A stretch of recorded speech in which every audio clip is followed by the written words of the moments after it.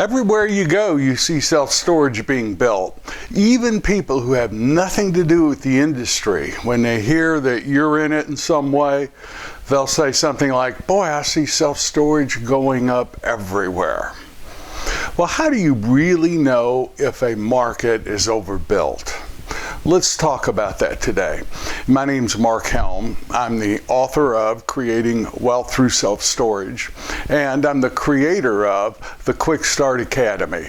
And what I do is I support the small investor who wants to get in the self-storage business or who wants to grow their self-storage business, strategically do so in a way that creates true wealth and a fulfilling career. And as someone getting in the self-storage business or someone growing your self-storage company, how do you really know if a market's overbuilt?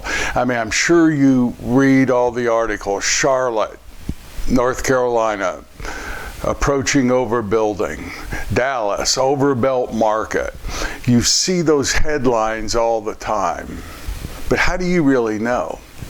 Well, let's start by asking the right question. And is Dallas overbuilt or is Charlotte overbuilt? Is that really the right question? Well, I suggest that the right question deals more with the sub-market that you're in. Yes, Dallas being overbuilt will have some downward pressure on your rental rates, but I've seen markets in Fort Worth, Dallas with over 100,000 population in a 5-mile radius that are between 2 and 3 square feet per capita. I've seen that. Would you build in that market? Well, I wouldn't just offhandedly say no because Dallas is overbuilt. Again, it might have some downward pressure on the rental rates, but you can compensate for that by putting a 20-30% discount in the first few years of your pro forma.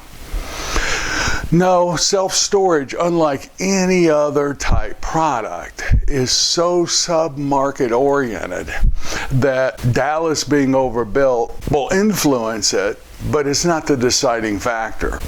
One thing you'll notice is all of these markets that are, quote, overbuilt, almost all of them also show up on the list of the cities growing the fastest, or with the fastest job growth, or with the fastest population growth. Let me tell you, I've been around self-storage since the mid-90s, and in almost every case, population growth will fix almost every mistake that a self-storage owner or developer can make. So how do you really know if a market or a sub-market's overbuilt? Well, fortunately, again, we're dealing with self-storage. In our portfolio, 86% of our customers live within a 3.2-mile range of our facilities. Now, some facilities more, some facilities less, depending on the visibility.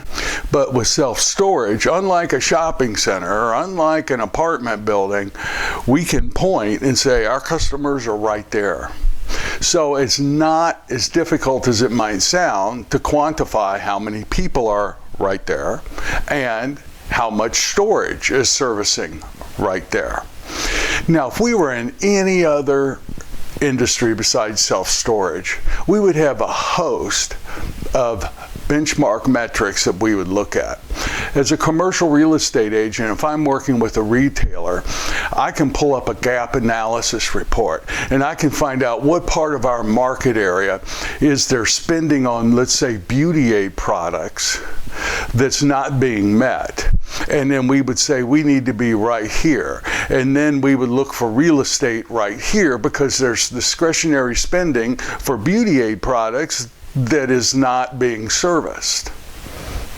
Walgreens has got this down to such an art, they can pull up a demographic report, look at where other drugstores are, and they can predict very, very accurately their sales per square foot for a store right here as opposed to a store 7 blocks away or a quarter-mile away.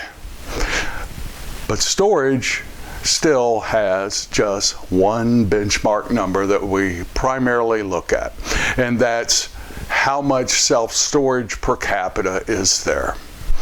So if you're looking at a location That is the obvious question. How many square feet per capita is there for this facility or this location? The answer is ultimately your feasibility report's going to tell you. But how do I know so I don't have to waste my time on a project that's going to be overbuilt and spend the money for the feasibility report? Is there any way I can do it? Well, yes. There are a couple things you can do.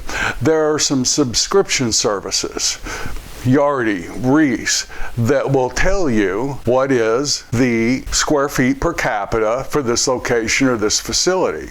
They'll also give you the demographics. They'll tell you what the average household income is. They'll give you, very often they'll even give you the average price per square foot. Now, these subscription services are not 100% accurate, but they're a good starting place. I would not depend on them 100% to make my final decisions, but they'll point to what is probably the overall self-storage health of a submarket. What they do is they scrape data off the websites of the storage facilities themselves. They'll scrape data from a number of different services and then aggregate it all together, so when you put an address in, it pulls all that information and spits a report out. Again, not 100% accurate, but better than nothing. There's only one problem. These things tend to be very expensive right now. But if you're going to be developing a lot of them, this is a viable alternative for you. And there's always the old-fashioned way, the way that I used to do it before we had these subscription services. If I'm looking at a facility or looking at a location, I will Google where the self-storage facilities are. If I can drive it, I'll drive it. If not, I'll go to Google Earth or go to their websites, and I estimate how many square feet of self-storage there is in the market area.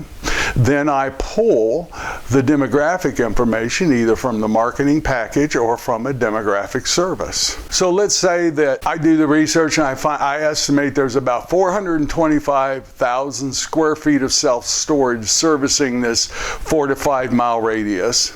And it looks like there's about 86,000 people in that market area.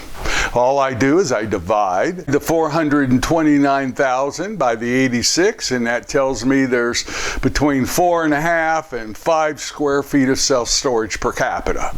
Not exact, but gives me enough information to know that this is probably a sub-market worth looking at. That seems to be a lot lower than the average 7 to 8 square feet per capita.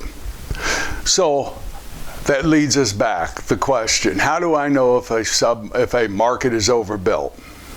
Well, what you do is you look at the sub-market where that address or that facility is located, estimate the amount of square feet per capita there is, and then if you're bringing any new self-storage space on, be sure to get a feasibility report. You know, with the amount of information that's out there right now, there really is no reason why anyone should be bringing more space into an overbuilt market. But yet, it happens every day. I guess that's human nature. We don't want to be late to the party. But believe me, if you're in lease-up in an overbuilt market, that's not much of a party. That's a good party worth missing. Believe me, I know from firsthand experience. That's the party that I want to miss. Why don't you miss it too? Thank you very much. My name's Mark Helm. I'm the author of Creating Wealth Through Self-Storage, and I'm the creator of the Storage World Analyzer.